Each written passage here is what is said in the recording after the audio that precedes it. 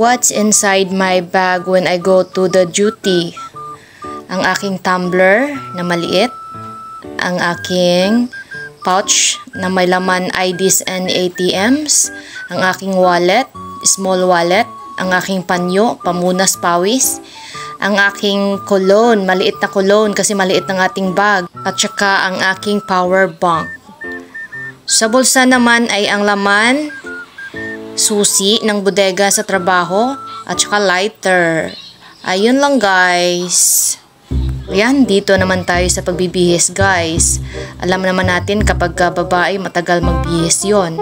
Kaya alam mo na pag ganyan, 1 oras yan bago matapos. Hirap pa yan maghanap ng mga isusuot niya. Nalilito pa. Charan! Oh, diba? Ano? Nakatingin pa yung pusa sa kanya. Nagsusuot talaga ako ng medyas kasi parang nasanay na ako. At saka para mabilis isuot yung pantalon at saka yung jogging pants natin. Pero bago ko suot yan, naglambing-lambing muna ako sa alaga kong kulit.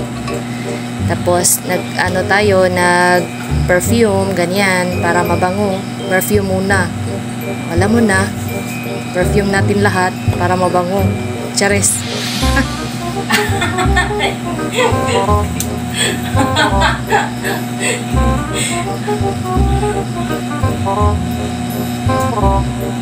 Ganun lang yun.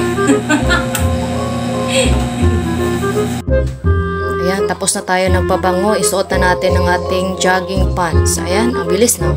Magic. Tapos suot natin yung jacket na yan. Nagja-jacket ako kaya nakapambahay lang yung panloob ko na damit.